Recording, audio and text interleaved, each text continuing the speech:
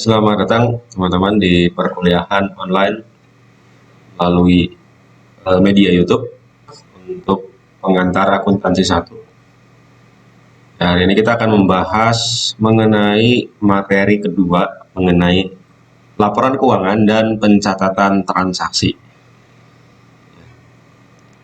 Nah, untuk tugas minggu kemarin itu sudah saya upload di learning jawaban aslinya seperti apa, jawaban yang benarnya seperti apa, nanti tolong dicocokkan dengan jawaban yang teman-teman kumpulkan.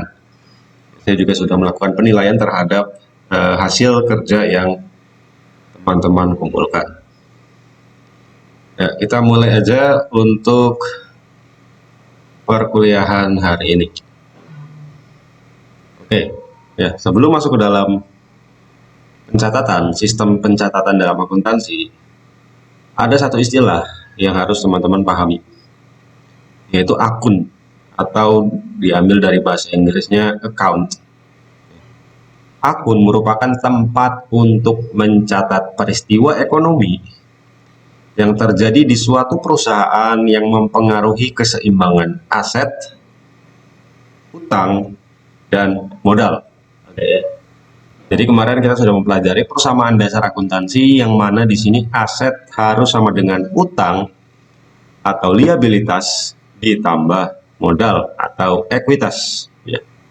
Nah, kemarin juga sudah mulai mengidentifikasi masing-masing peristiwa ekonomi, kemudian dicatat dalam persamaan dasar akuntansinya. Nah, akun sendiri digolongkan menjadi dua jenis. Yang pertama adalah akun real, yang kedua adalah akun nominal. Akun real merupakan akun yang dicatat dalam laporan posisi keuangan, ya, atau neraca.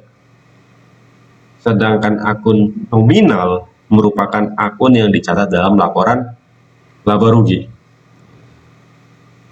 Akun-akun apa saja yang masuk ke neraca, kemudian akun-akun apa saja yang masuk ke laporan laba rugi, itu nanti akan kita bahas terakhir sebelum ujian tengah semester. Pada saat menyusun laporan keuangan atau tutup buku. Ya, kalau di materi itu ditulisnya tutup buku.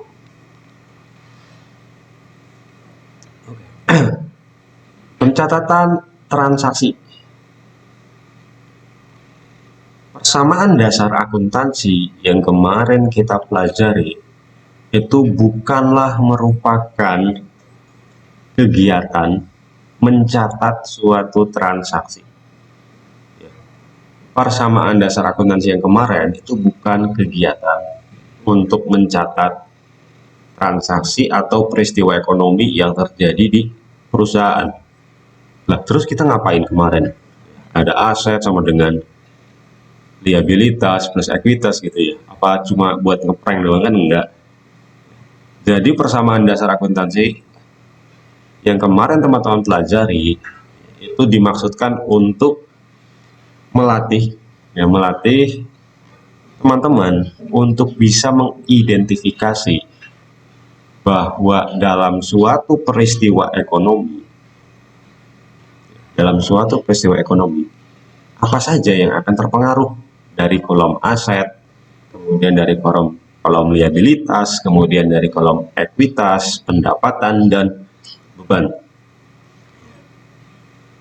Nah, kalau misalnya prinsip dasar akuntansinya sudah paham, kenapa masuknya ke aset, kenapa masuknya ke liabilitas gitu ya, maka pencatatan transaksi yang sesungguhnya ini pasti teman-teman bisa memahami dengan baik ya. Nah, pencatatan transaksi akuntansi itu menggunakan konsep yang namanya debit dan kredit. Ya, mungkin teman-teman sering mendengar istilah debit, kredit itu kalau misalnya menabung di bank. Di buku tabungan itu ada debit dan kreditnya. Nah, sistem debit dan kredit ini berangkat dari sistem double entry yang ditemukan oleh Luca Pacioli. Ya. Pencatatan yang dilakukan menggunakan konsep ini setidaknya mendebet satu akun dan mengkredit akun yang lain, gitu ya. Jadi di debit dan di kredit itu harus ada akunnya. Nah, apa sih debit? Apa sih kredit? Sebenarnya sampai saat ini pengertian debit dan kredit itu belum menemukan satu kebakuan. Ya, jadi belum ada pengertian baku terkait dengan debit dan kredit. Jadi kalau misalnya sekarang ditanya debit itu apa? Debit adalah pencatatan yang dilakukan di sebelah kiri. Lihat ya, ini debit sebelah kiri kan? Debit sebelah kiri, debit sebelah kiri. Sedangkan kredit adalah pencatatan yang dilakukan pada sisi sebelah kanan. Sebelah kanan. Oke. Nah, pencatatan menggunakan konsep debit dan kredit ini bisa teman-teman lihat di contoh yang ada di layar teman-teman. Bisa dilihat di sini nih ya, di keterangan, di kolom keterangan itu ada pencatatan yang di sebelah kiri, ada yang di sebelah kanan ya. Misalnya ini tanggal 2 Desember 2017. Ini ada yang dicatat di kiri, ini ada yang dicatat di kanan. Tanggal 3 Desember 2017 juga ada yang dicatat di kiri, ada yang dicatat di kanan.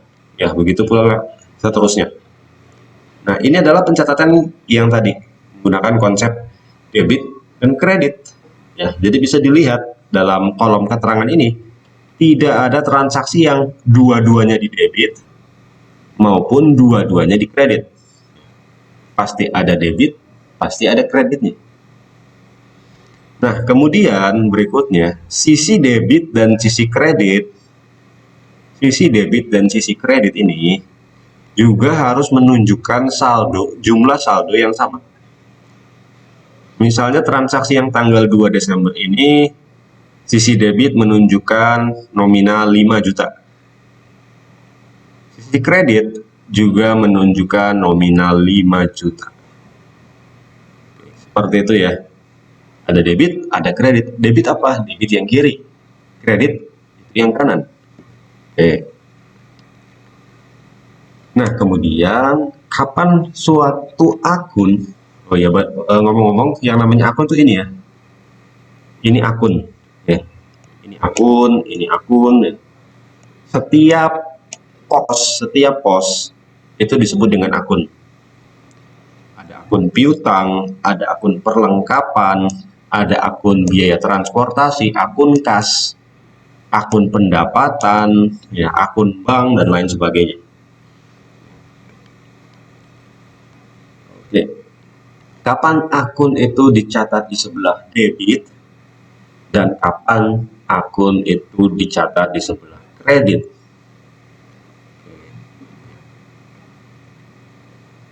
Saya bacakan dulu. Suatu ketetapan yang pasti dalam ilmu akuntansi terkait dengan posisi dari akun atau rekening yang menjadi prinsip pembukuan berpasangan.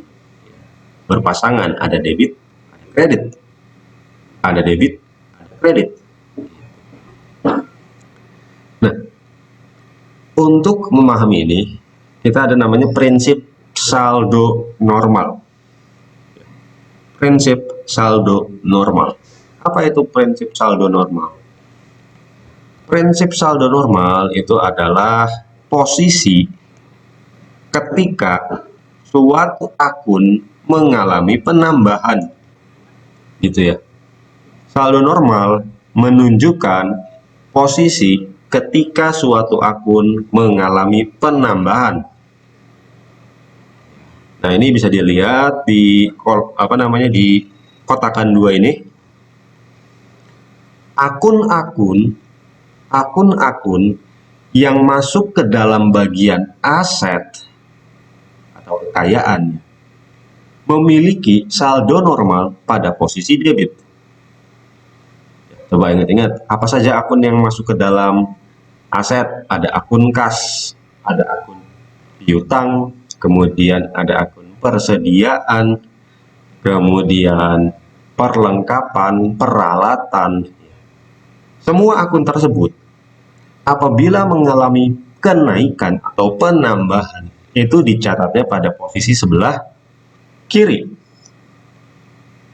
Karena saldo normalnya ada pada posisi debit atau kiri. Sedangkan apabila akun-akun tadi itu mengalami penurunan, sebaliknya ya, mengalami penurunan, itu pencatatannya ada pada posisi kredit. Berarti kalau gitu, misalnya saya tanya, ketika kas bertambah, dicatatnya pada posisi debit, kan sebelah kiri ya. Ketika perlengkapan berkurang, dicatatnya pada posisi kredit, ya, seperti itu. Nah, golongan akun yang memiliki saldo normal pada posisi debit selain aset itu adalah golongan akun beban. Semua beban itu memiliki saldo normal pada posisi debit. Beban air, beban telepon, beban apa lagi kemarin ya, ada beban gaji ya. Kalau misalnya beban-beban tersebut bertambah, maka akan dicatat di sebelah kiri. Oke, next. Ya. Itu adalah kelompok barusan ya, yang tadi barusan adalah kelompok yang saldo normalnya pada posisi debit. Ada juga kelompok-kelompok akun lainnya, yaitu yang memiliki saldo normal justru di posisi kredit. Ya, misalnya di sini ada liabilitas. Semua yang masuk ke dalam golongan liabilitas, baik itu utang jangka pendek, kemudian ada utang jangka panjang, itu masuknya liabilitas ya, dia memiliki saldo normal pada posisi kredit. Artinya kalau utang bertambah dicatatnya di kanan atau di kredit. Begitu pula dengan ekuitas, ya. Ekuitas atau modal, ya, modal pemilik. Dia juga memiliki saldo normal pada posisi kredit. Terakhir, golongan akun yang memiliki saldo normal di posisi kredit itu adalah akun terkait dengan pendapatan. Kita recap lagi, aset dan beban itu ada pada posisi debit ya, saldo normalnya. Artinya kalau dua golongan akun ini mengalami kenaikan, pencatatannya di sebelah kiri atau debit. Sedangkan tiga golongan akun ini, liabilitas, ekuitas, dan pendapatan adalah golongan akun yang memiliki saldo normal pada posisi kredit. Kalau bertambah dicatatnya di kredit. Oke. Kalau misalnya dilihat seperti di posisi keuangannya ya. Nah, ini kan mirip ya. Lihat ya. Yang ini mirip dengan persamaan dasar akuntansi yang kemarin kita buat ya, gitu kan ya, aset plus beban sama dengan liabilitas plus ekuitas plus pendapatan. Nah, artinya bisa disimpulkan bahwa yang di bagian kirinya sama dengan, ya, ini kan sama dengan nih, sama dengan ke sebelah kiri, yaitu aset dan beban, ketika bertambah juga di sebelah kiri atau debit, kalau berkurang di bagian kredit. Sedangkan akun yang ke sebelah kanan, liabilitas, ekuitas, dan pendapatan, kalau bertambah itu juga dicatatkan di sebelah kanan juga, atau di sini namanya kredit. Dan kebalikannya kalau berkurang itu dicatatnya di debit. Oke. Nah, konsepnya ini aja sebenarnya. Tapi karena di setiap golongan akun ini punya banyak akun, aset aja kan akunnya banyak ya, kas, piutang, dan lain sebagainya. Kemudian beban juga isinya juga banyak. Maka kadang-kadang banyak yang mengeluhkan susah untuk mengingat posisi debit dan kredit suatu akun. Padahal kalau misalnya paham dengan konsep ini saja, aset, beban, liabilitas, ekuitas, pendapatan, semua akun itu sudah bisa ditebak. Oh, ini kalau bertambah dicatatnya di debit. Oh, kalau ini bertambah dicatatnya di kredit, gitu. Ya. Jadi pahami konsep ini. Oke. Kita masuk ke dalam contoh soal ya, pengantarnya. Di sini ada soal setoran modal Bapak Amir sebesar 1 juta rupiah. Soalnya nanti hanya seperti itu. Yang ini, yang 2 baris ini hanyalah analisis saja. Jadi nanti ini dalam ujian nggak perlu ditulis, ini hanya sebagai asumsi atau analisis kita aja. Setoran modal Bapak Amir sebesar 1 juta, ini artinya aset yang berupa kas kan bertambah ya. Kalau ada setoran pemilik kan aset berupa kas bertambah. Nah, karena kas ini adalah aset, kalau bertambah maka dicatatnya di debit 1 juta. Sedangkan ekuitas tadi berupa modal pemilik juga bertambah. Tadi ekuitas memiliki saldo normal di sebelah kanan atau di kredit. Maka kalau misalnya ekuitas bertambah dicatatnya di kredit sebesar 1 juta. Nanti jawabannya cukup seperti ini. Kas 1 juta dicatatnya agak sebelah kiri. Ya. Ini kalau misalnya ini adalah kertasnya teman-teman, ini kan di sini pojokannya ya misalnya gitu. Ini pojokan kertas gitu. Kasnya dicatat ke agak sebelah kiri. Sedangkan yang akun modal Bapak Amir itu dicatat ke agak sebelah kanan, menjorok ke sebelah kanan. Semua orang akuntansi di dunia itu tahu kalau misalnya dicatat sebelah kiri itu adalah debit, sedangkan kalau dicatat di sebelah kanan itu adalah kredit. Begitu pula dengan naik turunnya nominal akun tersebut. Coba kamu misalnya tanya ini ada kenalan yang akuntan gitu, tanya kas di kiri artinya, kas di kiri 1 juta ini artinya apa? Oh, artinya kasnya bertambah 1 juta. Modal di kanan 1 juta artinya apa? Oh, berarti modalnya bertambah 1 juta. Next ya. Perusahaan membeli aset berupa mesin 25 juta secara tunai. Oke, kemarin secara tunai itu artinya kontan ya. Dia mengeluarkan uang kas untuk memperoleh mesin tersebut. Nah, di sini aset berupa mesin kan aset ya, masuk ke peralatan, bertambah, maka dicatat di debit sebesar 25 juta. Lihat, mesin di debit 25 juta. Karena dia belinya secara tunai atau kontan, pakai uang, gitu, maka ada kas yang berkurang. Kas berkurang dicatat pada posisi kredit. Ya, ini sama-sama aset ya ini. Ini adalah transaksi yang debit kreditnya itu sama-sama aset.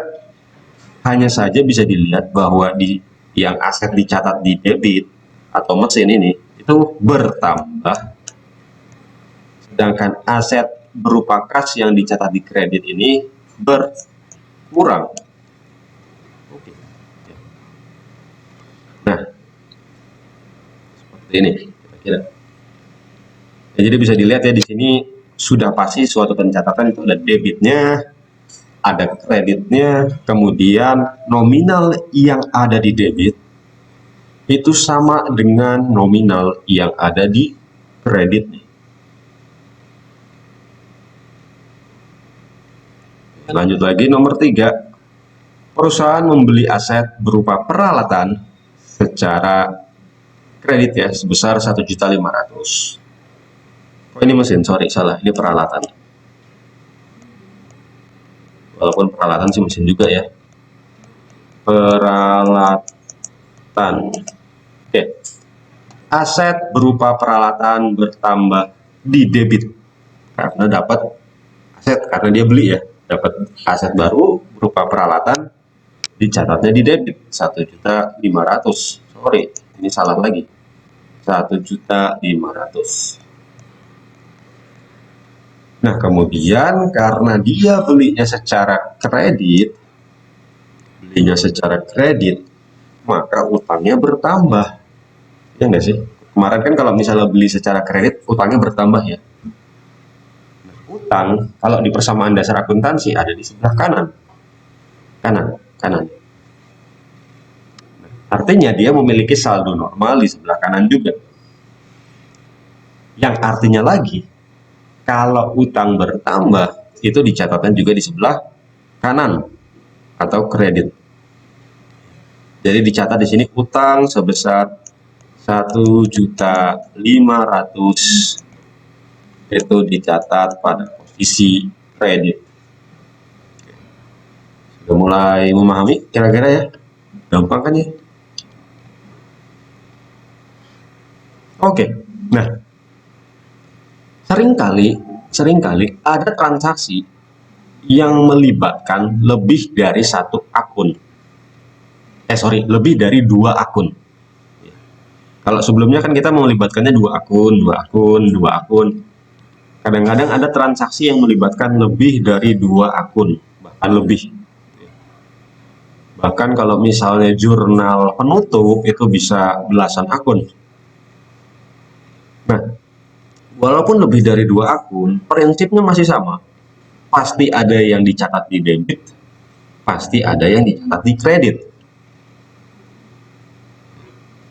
Selain itu, jumlah yang ada di debit nominalnya sudah pasti sama dengan nominal yang dicatat di kredit.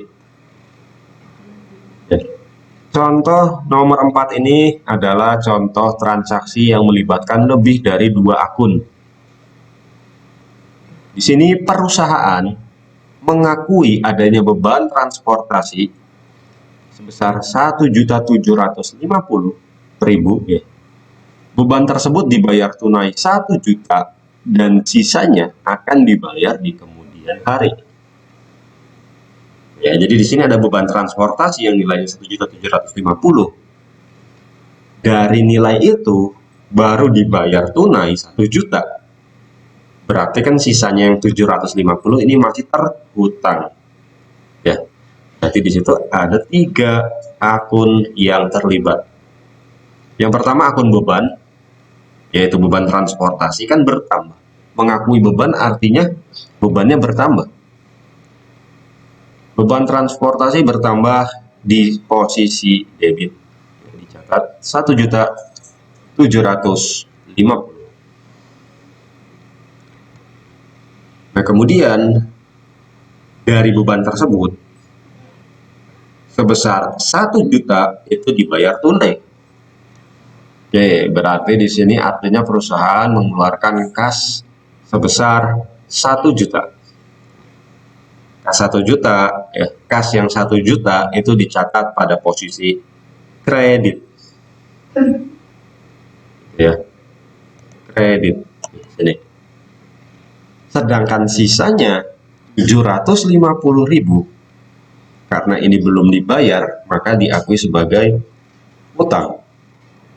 Utang bertambah di posisi kredit 750.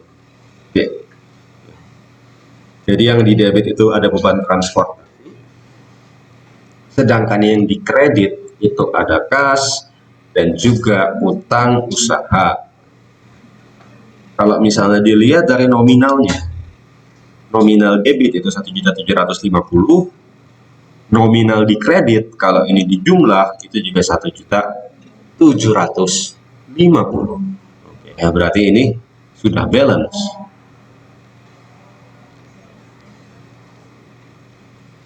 Oke, next. Memperoleh pendapatan jasa sebesar 3.780.000 secara kredit. Oke. Nah, kalau misalnya perusahaan itu memperoleh pendapatan secara kredit, artinya itu adalah perusahaan mengakui adanya piutang. Kemarin di dalam soal tugas 1 itu masih banyak yang salah. Pendapatan kredit itu dicatatnya sebagai piutang. Ya. Oke, berarti di sini ya aset berupa piutang usaha bertambah. Ya, karena dia aset, maka kalau bertambah dicatatnya di debit 3.780.000. Ya, di sini ya di debit. Kemudian akun pendapatan berupa pendapatan jasa itu juga bertambah dan dicatatnya di posisi kredit 3.780.000. Ya, balance ya. Piutang usaha di debit, pendapatan jasa pada posisi kredit. Ini mirip seperti tadi ya, soal nomor 6 ini mirip seperti tadi, hanya saja ini memperoleh pendapatan jasanya secara tunai, yaitu sebesar 4 juta. Aset berupa kas bertambah pada posisi debit sebesar 4 juta. Di debit ya, kasnya ya 4 juta karena dia bertambah dan dia adalah aset. Pendapatan berupa pendapatan jasa bertambah di posisi kredit itu 4 juta.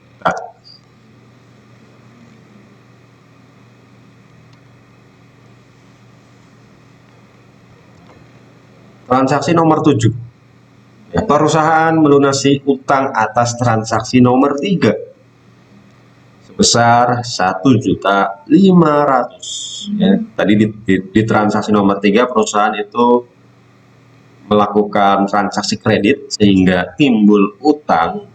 Nah, di transaksi 7 perusahaan itu melunasi utangnya sebesar 1.500.000.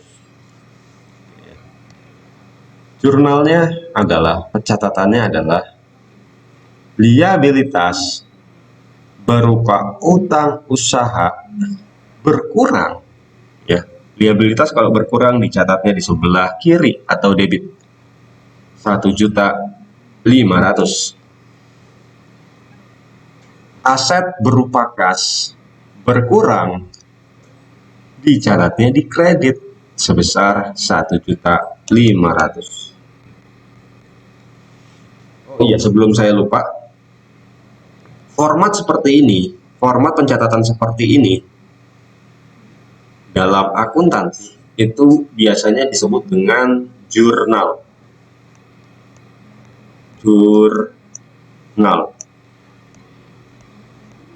Ya, jadi misalnya teman-teman diminta tolong menjurnal atau tolong jurnal transaksi berikut, artinya teman-teman diminta untuk membuat format seperti ini, pencatatan sebelah kiri dan sebelah kanan. Itu namanya adalah jurnal. Oke, ini ilustrasi terakhir nomor 8. Perusahaan menerima pelunasan piutang atas transaksi nomor 5 sebesar 3.780.000. Ya, ada pelunasan piutang.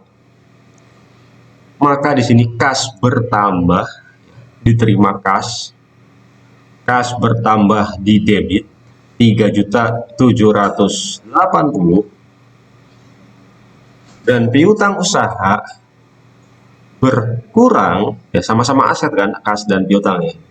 Piutang usaha berkurang dicatat di kredit sebesar 3.780.000.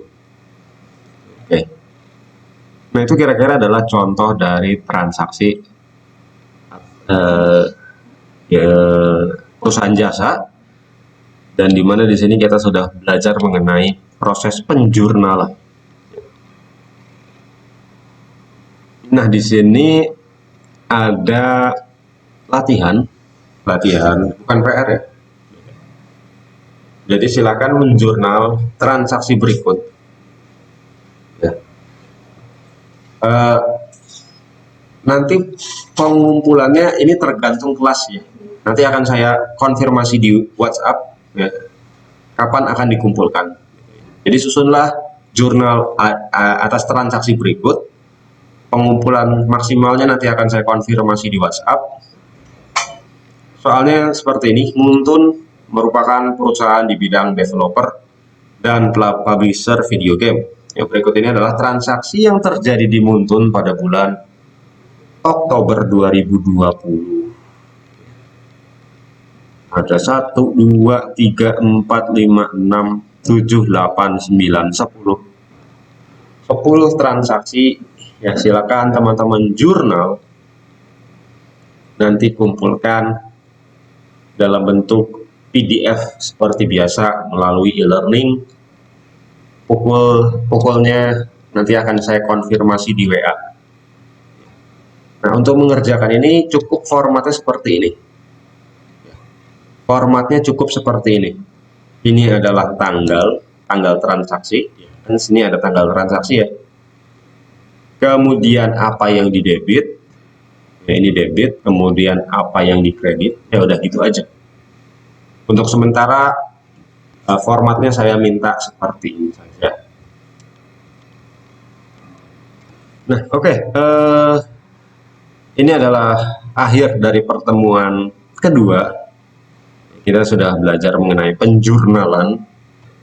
Apabila ada pertanyaan, silakan teman-teman nanti tanyakan melalui grup WhatsApp. Jangan lupa, ini ada tugas yang harus teman-teman kerjakan, tugas latihan ya, bukan tugas PR gitu. Sama aja sih sebenarnya, ngerjainnya di rumah juga. Gitu aja. Sampai ketemu di pertemuan berikutnya. Sehat selalu, selamat apa ya? Ini kalau di saya sekarang sore, jadi saya ucapkan selamat sore.